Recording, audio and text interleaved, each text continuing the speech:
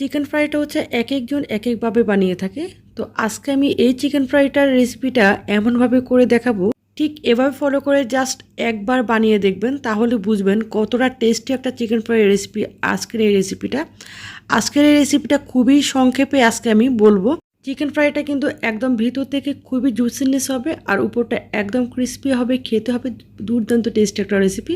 তো এখানে আমি কিছু চিকেন কেটে নিয়েছি। এখানে কিন্তু ফার্মের যে চিকেনটা সেটা আর দেশি চিকেন দুটো কিন্তু মিক্সড করা আছে। তো এই রেসিপিটা যদি আপনারা একবার বেশি করে বানিয়ে নেন, তাহলে কিন্তু এই রমজান মাসে কিন্তু আপনারা পুরো রমজান মাসে এটা বানিয়ে খেতে পারবেন। তো কীভাবে ফ্রোজেন করবেন সেটাও আজকে আমি দেখাবো। তো এখানে আমি কিন্তু ভালো করে পানিটা ঝরিয়ে নিয়েছি চিকেনের। তারপর এখানে দিয়ে দিয়েছি রসুন পেস্ট 1 টেবিল স্পুনের মতো দিয়েছি, রসুন পেস্ট 1 টেবিল স্পুনের মতো দিয়েছি, আদা পেস্ট। তারপর এখানে দিয়ে দিয়েছি স্বাদ মতো লবণ। তবে লবণটা একদম ফার্স্টে কিন্তু বেশি দেওয়া যাবে না, যেহেতু আমি এখানে সয়া সস ইউজ করব। এখানে নিয়েছি এক্সট্রা একটা মশলা, সেটা হচ্ছে নরের ক্রিসপি ফ্রাইড চিকেনের একটা মশলা। এটা কিন্তু আমার চিকেন ফ্রাই আরেকটা রেসিপিতে কিন্তু প্যাকেট সহ আমি দেখিয়ে দিয়েছিলাম। তো এটা আমি দিব। এটা কিন্তু সম্পূর্ণ অপশনাল, আপনার চাইলে দিতে পারেন। যদি বেশি পরিমাণে টেস্টি করতে চান তাহলে কিন্তু এই মশলাটা অ্যাড করতে পারেন। আমি আবারও বলছি, নরের ক্রিসপি ফ্রাইড চিকেন মশলা। এটা কিন্তু অন্যান্য ব্র্যান্ডেরও পাওয়া যায়, তবে নোয়ারটা কিন্তু আমার সবচেয়ে বেশি ভালো লাগে। তারপর দিয়ে দিলাম রেড চিলি পাউডার 1 টেবিল স্পুনের মতো রেড চিলি পাউডার। তারপর এখানে আমি দিয়েছি 2 টেবিল স্পুনের মতো সয়া সস দিয়েছি। সয়া সসটা মানে মাংসটা যতটুকু হবে ততটুকু পরিমাণে অনুযায়ী দিতে পারেন। তারপর এখানে দিয়ে দিব tomato sauce, hot tomato sauce যেটা একটু ঝাল সেটা দিব। তো টমেটো সসটা চেষ্টা করবেন একটু বেশি পরিমাণে দেওয়ার জন্য, এতে করে এই চিকেন ফ্রাইয়ের টেস্টটা খুবই ভালো আসবে। টমেটো সসের একটা রেসিপি কিন্তু আমার অন্য চ্যানেলে দেওয়া আছে, আপনারা চাইলে ঘুরে আসতে পারেন। আশা করছি আপনাদের কাছে একটু হলেও ভালো লাগবে। এখানে আমি দিয়ে দিয়েছি আরেকটু লবণ, কারণ আমার কাছে মনে হয়েছে আরেকটু লবণ লাগবে, তাই আমি লবণটা অ্যাড করেছি। তারপর এখানে দিয়ে দিলাম চিনি। এই চিনিটা দেওয়ার কিন্তু একটা কারণ আছে, সেটা হচ্ছে এখানে আমি দিব একটা লেবুর রস, একদম সম্পূর্ণ একটা লেবুর দিব। লেবুর রসটা যখন দেওয়া হয়, তারপর যখন চিনিটা দেওয়া হয়, চিনি এবং লেবুর রসের কম্বিনেশনে এটার টেস্টটা খুবই ভালো আসে। তাই অবশ্যই চেষ্টা করবেন লেবুটা অ্যাড করলে অবশ্যই একটু চিনি দেওয়ার। আর আমি কিন্তু টক দই দিয়ে থাকি, যেহেতু আমার বাসায় টক দই শেষ হয়ে গিয়েছে তাই আমি দিয়ে দিয়েছি লেবুর রস।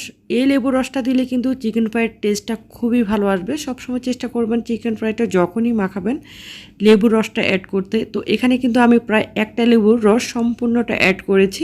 যদি সামান্য একটু টক দই দিয়ে থাকেন তারপরে চেষ্টা করবেন একটু লেবুর রস দেওয়ার। লেবুর রসটা দিলে এটার ভিতরে যে জুসিনেসটা এটা খুব সুন্দর আসে আর খেতেও ভীষণ ভালো লাগে।